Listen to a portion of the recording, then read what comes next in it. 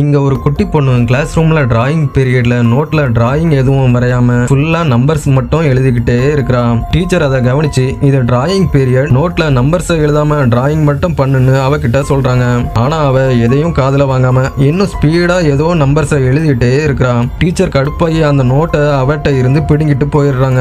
வெளியே வந்ததும் அந்த குட்டி பொண்ணு அமைதியா யார்கிட்டையும் பேசாம சூரியனை மட்டும் பார்த்துட்டே இருக்கிறா. டீச்சர் அவளை கூப்பிட்டு பாக்குறாங்க.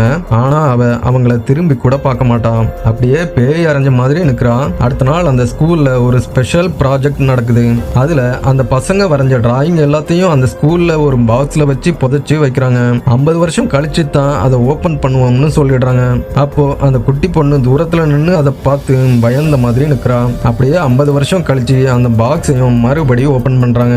அப்போ அந்த ஓல்டு ஸ்டூடெண்ட்ஸ் வரைஞ்ச டிராயிங்க புது ஸ்டூடெண்ட்ஸ்க்கு எடுத்து கொடுக்குறாங்க.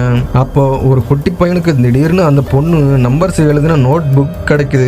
அதை பார்த்துட்டு அவனுக்கு எதுவும் புரியாம வீட்டுக்கு கொண்டு வந்து அவங்க அப்பா கிட்ட காமிக்கிறான். அவரு ஏதோ குழந்தைங்க விளையாட்டா எழுதி இருக்கும்னு சொல்றாரு.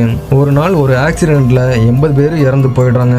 அப்போ அவருக்கு அந்த நோட்ல எழுதியிருந்த ஒரு டேட்டு ஞாபகத்துக்கு வந்து சடனா அதை எடுத்து கவனமா பார்க்க ஆரம்பிக்கிறாரு. பார்த்ததும் பயங்கர ஷாக் ஆயிடுறாரு. ஏன்னா அதுல எழுதியிருந்த ஒவ்வொரு டேட்லயும் பயங்கரமான பெரிய பெரிய துயர சம்பவங்கள் தான் நடந்திருக்கும். ஆனா இன்னொரு முக்கியமான விஷயம் என்னன்னா அதுல எழுதியிருந்த இன்னும் 3 டேட் இன்னும் வராத ஃபியூச்சர் டேட்ஸா இருக்கும். கொஞ்ச நாள் கழிச்சு ஒரு நாள் அவரோட பையனை ஸ்கூல்ல இருந்து கூட்டிட்டு வர்றதுக்காக கார்ல போயிட்டு இருக்காரு. அப்போ சடனா அங்க பயங்கர புயலும் மழையும் பெய்ய ஆரம்பிக்குது.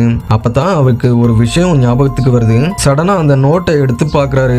என்னன்னா அந்த நாள் தான் அந்த நோட்ல எழுதியிருந்த நாளா இருக்கும். இடமும் கரெக்டா அவர் இருக்கிற இடமா தான் இருக்கும். உடனே அவர் கார்ல இருந்து வெளியே வந்து ரோட்ல ஏதாவது அசம்பாவிதம் நடந்துடக்கூடாதுன்னு அதை தடுக்கிறதுக்காக நடக்க ஆரம்பிக்கிறாரு.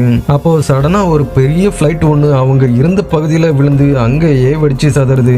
அந்த டைம்ல தான் அந்த குட்டி பொண்ணு ஃபியூச்சர்ல நடக்க போற அசம்பாவிதங்களோட டேட்ஸை கரெக்டா தான் அந்த நோட்ல எழுதி வச்சிருக்கிறான்னு நம்புறாரு.